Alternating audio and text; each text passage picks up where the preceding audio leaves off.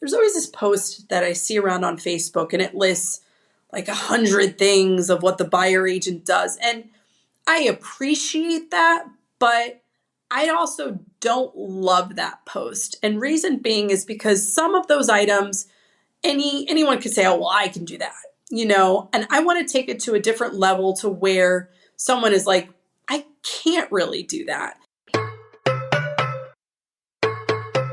You're listening to the Real Estate Sessions, and I'm your host, Bill Risser. With nearly 25 years in the real estate business, I love to interview industry leaders, up-and-comers, and really anyone with a story to tell. It's the stories that led my guests to a career in the real estate world that drives me into my 9th year and nearly 400 episodes of the podcast. And now, I hope you enjoy the next journey. Hi, everybody. Welcome to episode 384 of the Real Estate Sessions podcast. As always, thank you so much for tuning in, and thank you so much for telling a friend. Today, staying in my home state again. I like this. I like sticking around here. And we're going to be talking to Sam Debianchi, who is the founder of Debianchi Real Estate in Fort Lauderdale. Sam's an actual native of Fort Lauderdale. So we're going to have some great conversations about that. She also put out a blog post talking about the recent NAR settlement. And so it's going to be my goal to talk to over the next few weeks to get takes on the NAR settlement from different agents, different parts of the country and different parts of the industry, so we can kind of make sure everybody's up to speed with what people are thinking. So let's get this thing started. Sam, welcome to the podcast. Thanks for having me. This is going to be a lot of fun. You're my first guest post NAR settlement. That's just become a thing over the last week. I'm sure just a little thing. Just a little thing. Yeah, just a few people talking about it. Some media outlets maybe saying the wrong stuff in their headlines. I don't know. We'll talk about that in a little bit. I want to first find out. I know you're in the Fort Lauderdale area. I live in St. Petersburg, so I've made a few trips over to the East Coast, and it's definitely a different vibe than here in the Tampa, St. Pete area. But I believe you're a native of Fort Lauderdale. Is that correct? That is correct. All 39, almost 40 years, nice. Which is crazy. Then I'm saying almost 40. Now, I think people have their own impression of South Florida or even Fort Lauderdale versus Miami. I like to ask this of guests, no matter where they're from, right? What's the biggest misconception of the area you grew up and love? That, and then also, what do you think is the best part? So Fort Lauderdale used to be, when anyone would bring up South Florida, they'd say Miami and Palm Beach. And Fort Lauderdale was kind of like the redheaded stepchild that we got skipped over and nobody talked about. It's like, you don't really want to go to Fort Lauderdale. And now it has evolved and grown tremendously. And mind you, so I'm born and raised in Fort Lauderdale. I went to college in Boca, got my MBA in Fort Lauderdale area, and then lived in Miami, all parts of Miami for a while, moved back to Fort Lauderdale. So I'm really a native South Floridian. It's evolved and changed, especially not just with buildings and real estate and everything else, but transportation. We have now what's called the Bright Line, which I'm sure you're familiar with, which so many people don't realize it connects Miami to now it'll be going to Tampa, which is awesome. And so the main stops right now are Miami, Fort Lauderdale, Palm Beach, Orlando, and then it will head to Tampa. And I think that is probably one of the most exciting parts. Fort Lauderdale also has the biggest boat show in the world. So all of the mega yachts and tons of people all over the world come to Fort Lauderdale for an extended weekend. And because of that, it's really evolved and it's set its name. It's established its name so much more. It's still a community where you can know a lot of people and there's a lot of walkability. It's not as overwhelming as Miami. It's not nearly as expensive as Palm Beach. And it's a great place to live. Yeah. Yeah, that's a great take on it. I think Miami is just different. I mean, yes. The South Beach and anywhere going north from there for a few miles is as a tourist, it's where you want to be. It's where you want to go. It's what you want to see. But boy, there's so much more in a lot of different areas, a lot of different places, whether it's Coral Gables or Brickell or, all these different areas. But Fort Lauderdale, do you feel like it's kind of more self-contained when it comes to, it's a little 100%. Easier? Yeah. It's easier to maneuver. It's easier to understand. Miami is very spread out. And I Yeah. think people assume, oh, I'm going to Miami. And I always ask, well, what part are you going to? Brickell, South Beach, Wynwood? I mean, there's very different and unique neighborhoods in Miami. Whereas Fort Lauderdale, when you say you're going to Fort Lauderdale, it's generally East Fort Lauderdale, downtown or the beach, and that's it. So, and downtown and the beach, it's a mile between them. So it's really the same part, the same area. Yeah, I like that.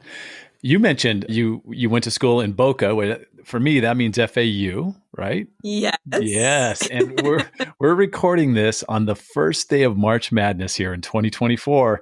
And look, Sam, you got it. It had to be unbelievable last year when the Owls were able to advance to the Final Four. Talk a little bit about what was happening in Fort Lauderdale last year at this time. Again, I mean, it was not really expected overall. You don't hear, especially FAU. People, it's now again put it on the map, because before I would say years ago, oh, I went to FAU. It's like, oh, where is that? Oh, it's in Boca. Everyone knows Boca, and then I have to describe, where exactly it is. It's close to the Boca Mall. Oh, okay. And we left it at that. But now, with March Madness and everything, there's at least a much bigger connection, a much cooler connection. And so it's, again, South Florida schools, a lot is happening in not just South Florida, all of Florida, I think. I mean, I went, not to totally pivot, but I even toured like Ponte Vedra, Jacksonville. Everything is completely different than even, I'd say, 5-7 years ago. It's wild. I mean, it really comes down to so many people are moving here, and developers are trying to take advantage of that and kind of meet expectations and exceed them. Look, I'll agree with that. Even on this coast right now, we live downtown St. Pete. There's a 46-story condo project and a 42-story condo project, one block away from each other, like racing to see who can get theirs up highest. It's just, and that's one of, or that's two of another 7 cranes you see going up in St. Pete. Just amazing. Yeah. So Tampa's one of the hottest markets in the country. And, the stats show that there's 1,000 people moving here a day.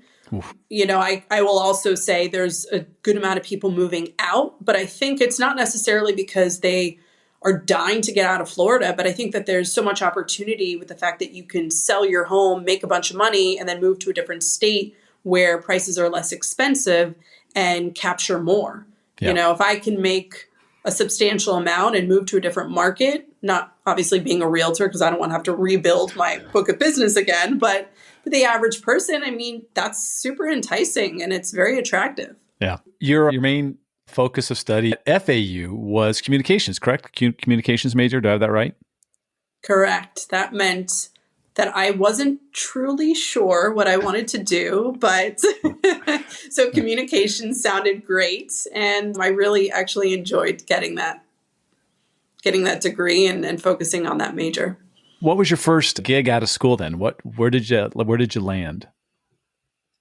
So I always knew that I wanted to be in nightlife, believe it or not necessarily real estate, but I always knew I wanted to be in nightlife. And while I was getting my MBA at NSU, Nova Southeastern University, I was interning at a nightclub and I worked my way up very quickly to become a manager of a nightclub. And I did that in Miami for a few years. And that's where I learned so much about my real estate business. And you're thinking, what does one have to do with the other? But everything from how to manage people, how to manage people's expectations, how to think quickly, marketing, advertising, PR, relationships in general, selling, and the time span of a life of a nightclub is generally 2 years. So you really have to think quickly and be very creative and unique. And I used those skills and that knowledge to really catapult my real estate business. And I always tell people, when I speak to large groups, it was weird how I knew growing up that I wanted to be in nightlife, I wanted to be on TV, and I wanted to be a thought leader in whatever I was going to be in the bigger picture in my true career. Because I always knew nightlife was going to have an expiration date. So needless to say, I was able to accomplish all of those things, but I always go back to my experience and my job in nightlife because it made me grow thick skin.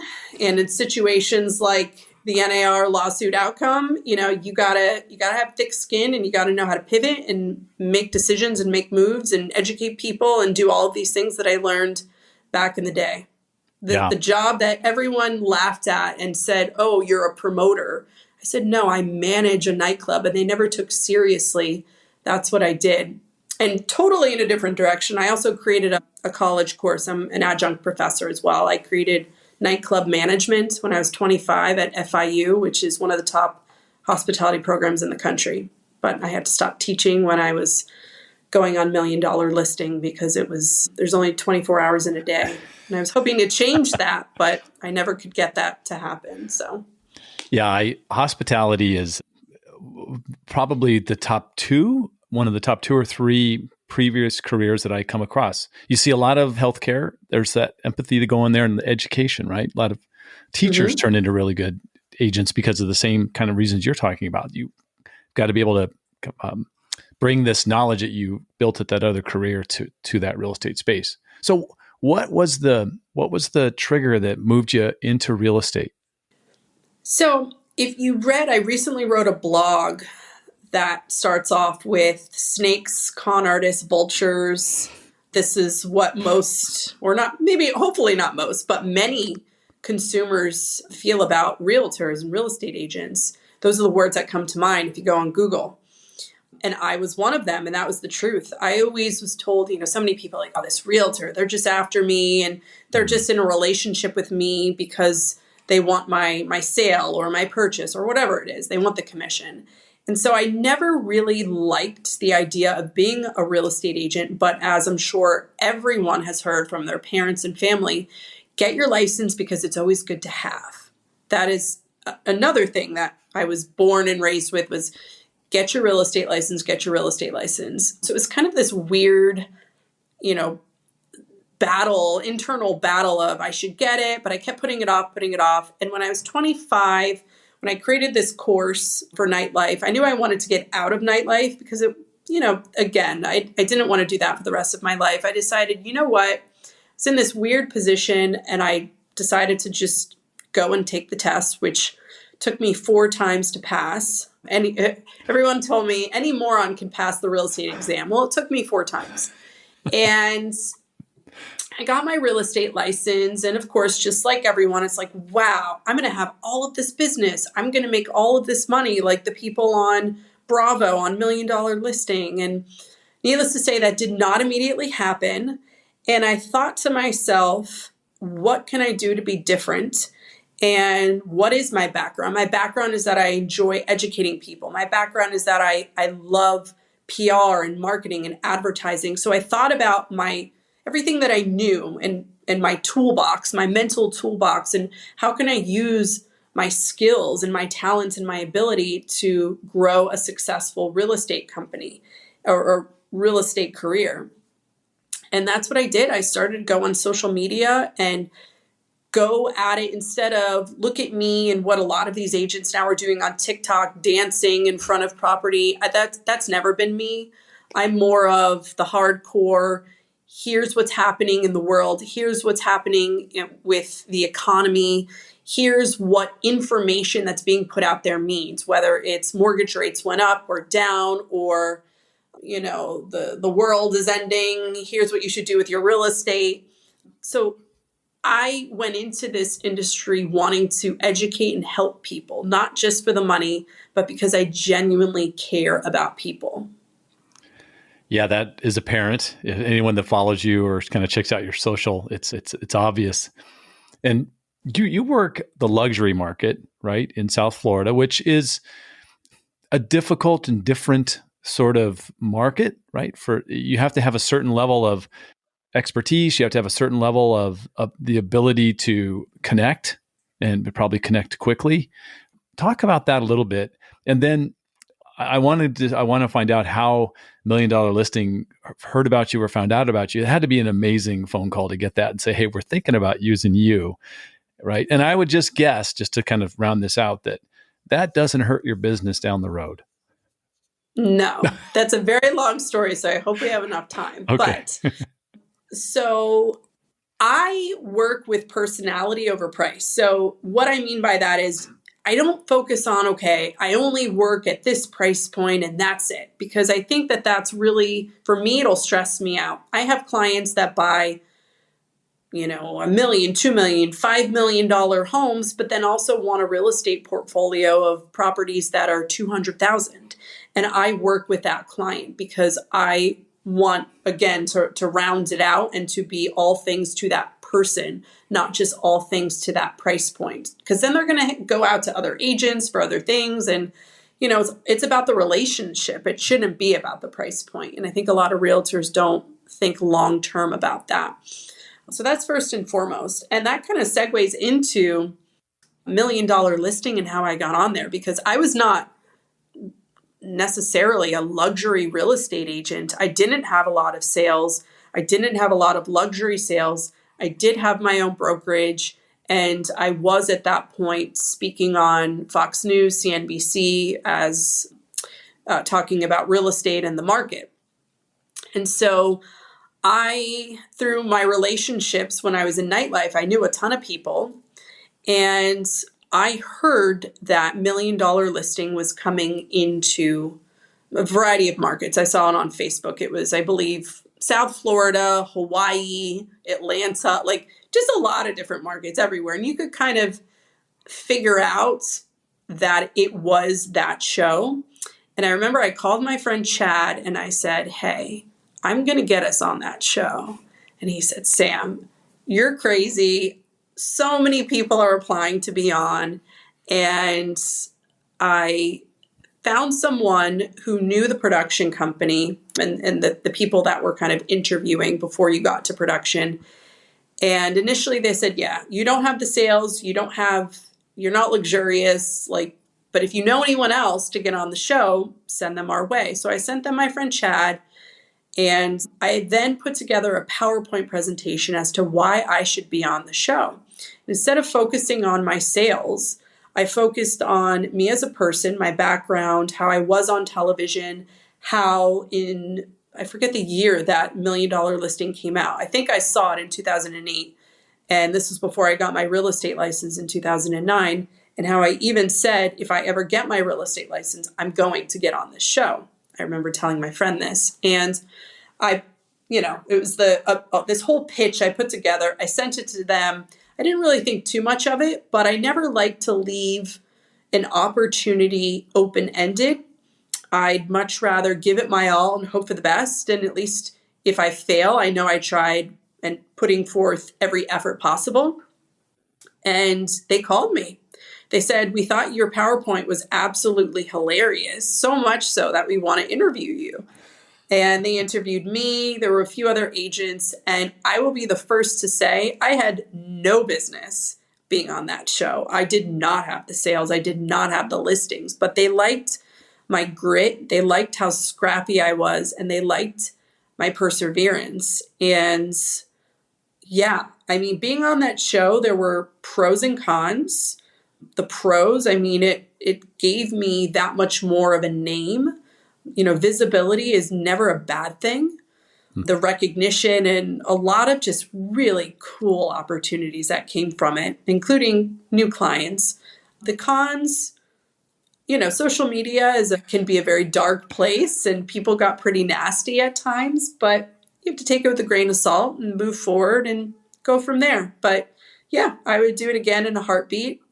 Hopefully now, especially, it's a different world, different level. I'm many years past that. So yeah, it was great. That's cool. Was Debianchi Real Estate around when you were doing that, or did that come after? Yeah. No. So I've had my brokerage since 2012. So it's been a long time. And that was a part of it. And sometimes people like to say, well, you were on $1 Million Listing and you're on TV, so of course you're going to get business. And I tell people, everyone has the same opportunity because you can go and you could do videos and put them on social media. You can boost things and promote things and do all of it doesn't have to be on a network. It's called social media, and a lot of people are on social media and things go viral. And when you're putting out really good information and things that are engaging, you're going to get traffic and you're going to get an audience and you're going to get business. And then it's your job to take all of that and convert it. So it's one thing if you put things out. It's another thing to be able to convert the traffic that comes in. So right. I encourage people to do that. You were really relatively new in the business still. You're talking maybe 3 years in and you decide, I'm going to open my own shop. That's a big leap. Yeah. That was a big leap, right? Yeah, I think it really came back to I never truly knew where my place was in the real estate world as far as being a realtor. Because when I first got my license, of course, every brokerage will have you. I don't care what people say. Every brokerage wants you. It's really the real estate agent that should be interviewing the brokerage. And I didn't know that then. So I joined one and I was promised the sun, the moon, the stars, training, mentorship, but I didn't get that from that brokerage. So I moved to another one that I felt was super cutthroat. I would go into the office and people looked at me with daggers, and I definitely didn't want that environment. I moved to another one that I stayed with maybe for a few months. These were all in Miami.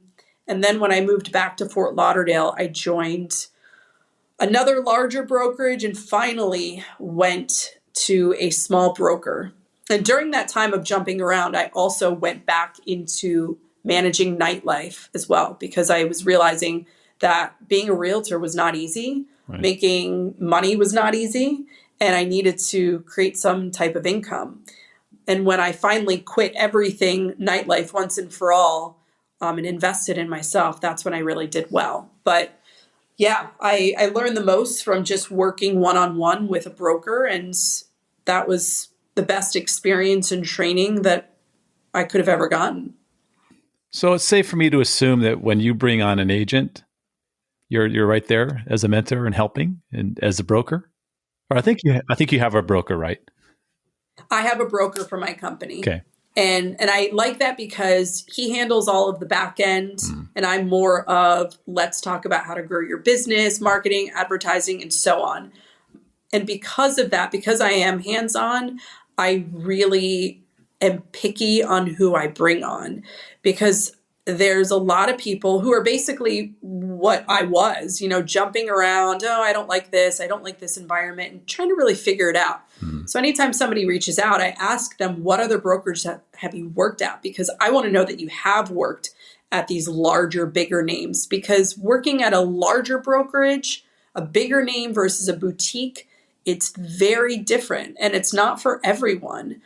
I could never imagine working for a bigger brokerage. It's just like a mental block for me. I'm very big on I want to be able to just be a lot more hands-on with what I'm doing and not have to worry about, do I have to get approval for this or for that, and be able to pivot and move around quickly. Yeah.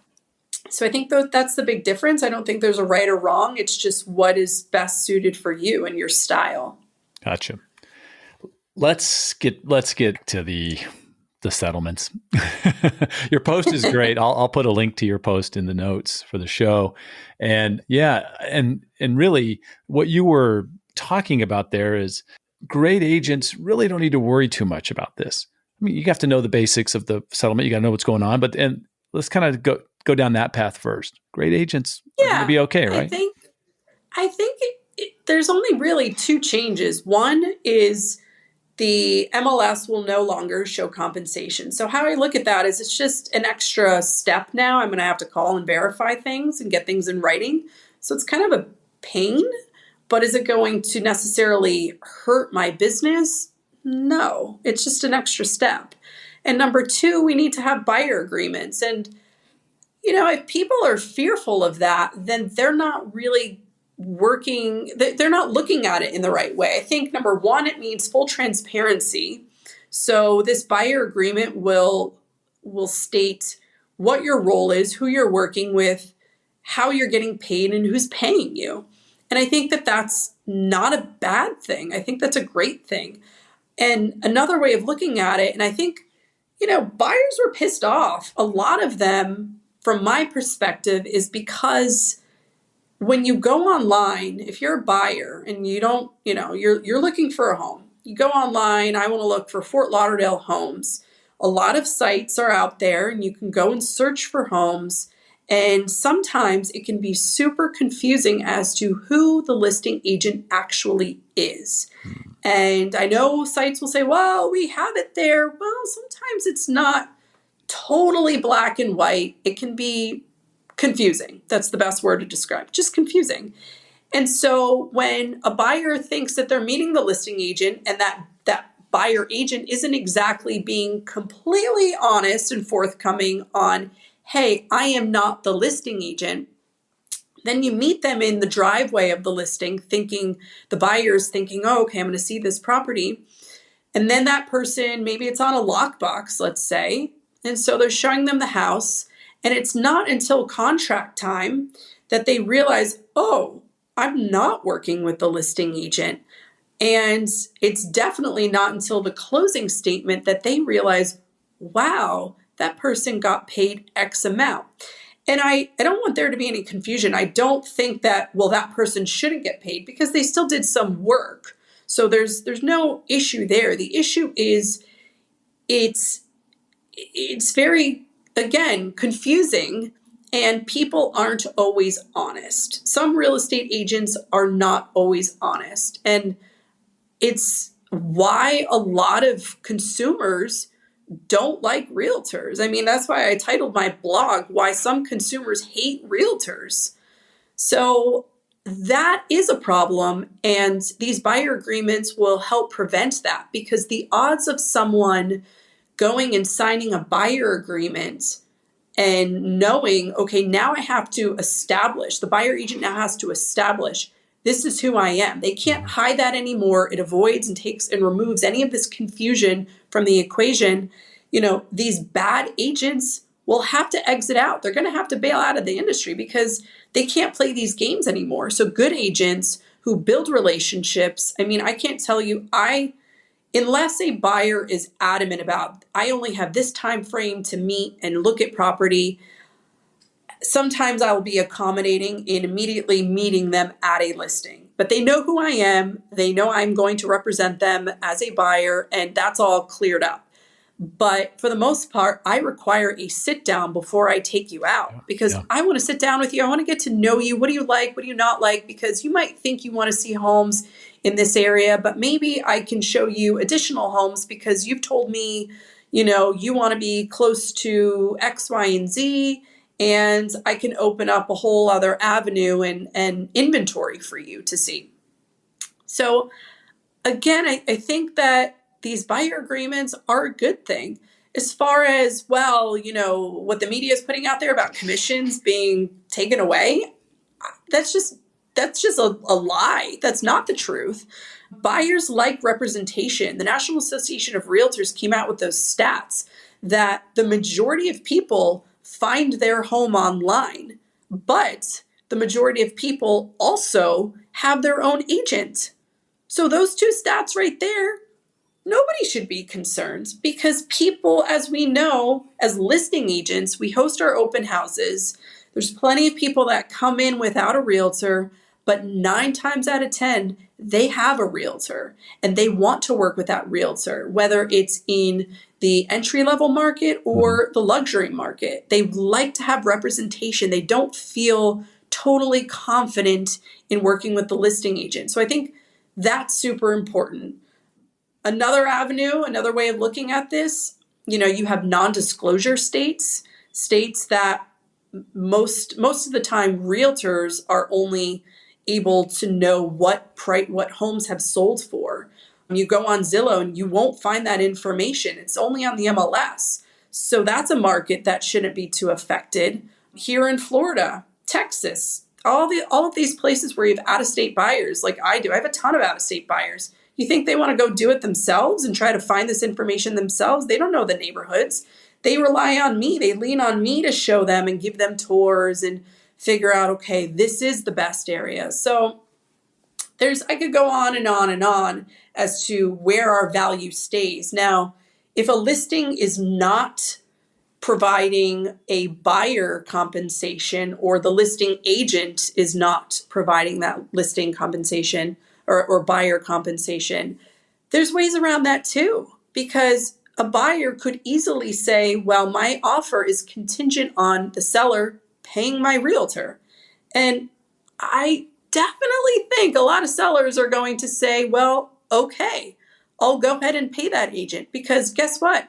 Everything in real estate is negotiable, everything. And if we want to complete it again, full circle, the biggest thing that is so funny to me is that buyers are currently paying, buyers and sellers, they're paying our commission because the buyer is funding the deal. So if someone's buying $1 million place and a buyer pays $1 million, our commission is already in there, because the seller, when they come up with what price that they want to sell for and what they want to make, they're already working all of that in there. So this is just crazy to me. And the best part about this, actually, just total side note, Friday, when all of this came out, and I was reading, I get the Wall Street Journal immediately to my phone, and I was reading the article, a large network reached out to me, not my usual network, a large one, and they asked me to go on. And I said, sure, I love informing people about the truth. I'm very passionate about that. I keep it real. I'm very direct, as I'm sure you've realized. And 2 hours before the segment, they said, Michael Ketchmark's going to be on. Are you okay going on with him? And I said, hell no. So just for everybody listening, Michael Ketchmark was the attorney for the plaintiffs in the settlement, correct? Yes, correct. And I said, this is this guy's claim to fame. He does not respect realtors. I'm not an attorney. So to have me on to debate, there is no debate. Sadly, this is the outcome. And here we are. But I am happy to report true information and facts about what it means to be a real estate agent, a realtor, and what's really going to change and not change. Because reality is not much is going to change. You mentioned earlier in the conversation, the value you bring to your customers. And that phrase is being used a lot right now. You've got to have a value proposition. You've really got to make sure you're showing the value to your buyer's agents, to your buyers, because that's going to be important. It's going to be really important going forward. For most of the good agents that you talk about and the great agents, that's just what they've been doing forever, right? Right. This is, value, again, that's what sets you apart. And there's always this post that I see around on Facebook, and it lists like 100 things of what the buyer agent does. And I appreciate that, but I also don't love that post. And reason being is because some of those items, anyone could say, oh, well, I can do that, and I want to take it to a different level to where someone is like, I can't really do that. Like, for example, looking up comps. Again, non-disclosure states, good luck looking up comps, and it's so market driven as far as a true value of the buyer agent. And again, non-disclosure states where it's the public does not really know what places are selling for. Those are states that are really going to, in my opinion, not see much of a difference. States where, again, out-of-state buyers are coming in. Out-of-state buyers really, truly appreciate real estate agents. But even if you're not in any of those states, I can tell you right now, some of the most intelligent people, doctors, attorneys, sure, could they go and look up comps? Could they go and figure out all of these things? 100%. Anyone could do it on their own. I was telling my contractor earlier today, I could go and maybe renovate my place on my own. But the fact of the matter is, I don't want to, because there's value in time and there's value in expertise. So that is what you have to explain to consumers. Not, well, yes, I'm bringing you around and I'm going to write a contract and run comps. Like, there's value in your time and expertise. Back in the day when there was a ton of inventory, I would keep everything in a Google sheet of how many homes I would show someone. So that way they saw, I would show people sometimes over the course of a year, sometimes even 6 months, 70, 80 homes, So there's value in that. And I wrote feedback. So that way, when you're like, what did I like and not like about this? I organize everything. I'm like your personal assistant. But then I also bring value in knowing off-market properties. I'm keeping you informed of opportunities just in the market. When should you buy? When should you sell? This is what's happening with rates. Here's, what you should do in this situation. I mean, the list goes on and on. So I really encourage real estate agents to find what their niche is, what their expertise is. And if you're new to the business, get that experience. Go to the brokers' opens, the open houses, the new construction projects.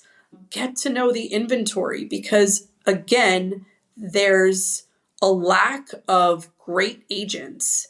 And great agents know that. So for great agents, this whole outcome, we look at it as it's not necessarily a bad thing because it's really going to empty out that many more people that don't take our industry seriously. And in Florida and California have the most people with a real estate license. So it'll definitely affect me, and I see it as a great thing. Sam, now I'm going to ask you to jump ahead and pull out that crystal ball a little bit. This is always the fun part. What are you seeing as we kind of sit here on this precipice of 2024? We kind of come out of what I like to always call, I have a title background, right? Title and escrow. And the first quarter was always slow for us. It's just the way it is. But as we move into the regular season coming forward, do you see it coming back a little bit from 2023? Are you positive on that? So 2023 was just kind of the last hurrah. And prior to that was what I called the COVID craze. Yeah. I mean, as you know, things were selling in a weekend.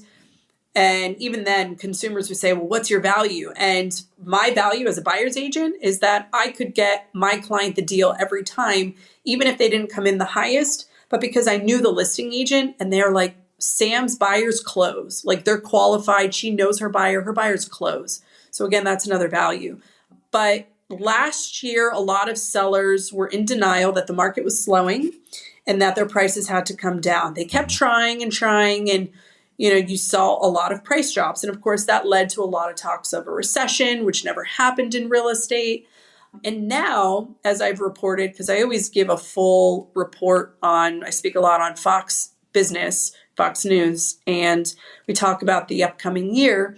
And I really said that this is the year of a normal market.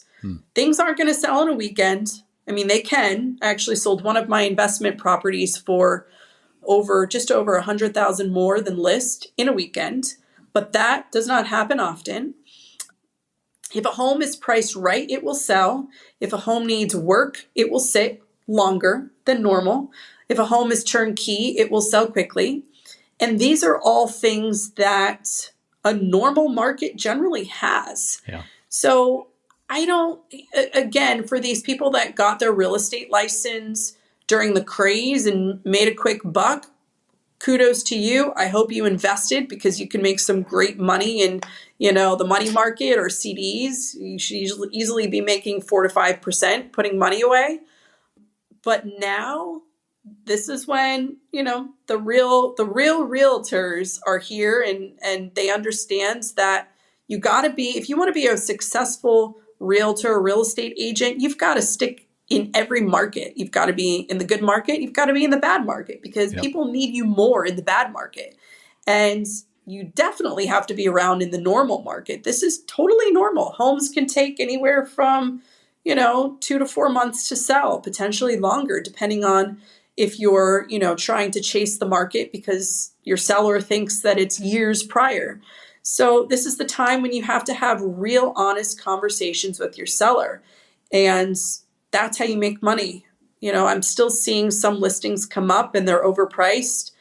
And it's frustrating because you'll lose out to those listings and listing appointments because the other realtors aren't being honest and they're giving these inflated numbers and then they're just asking for price drops. So I always tell these sellers, look, call me after that listing agreement is done because it's not going to sell. And I'd rather the saying is the the firstborn, the second wife, and the third realtor. So any day of the week, I'd rather be the third realtor. Yeah. Second or third at that point. All right.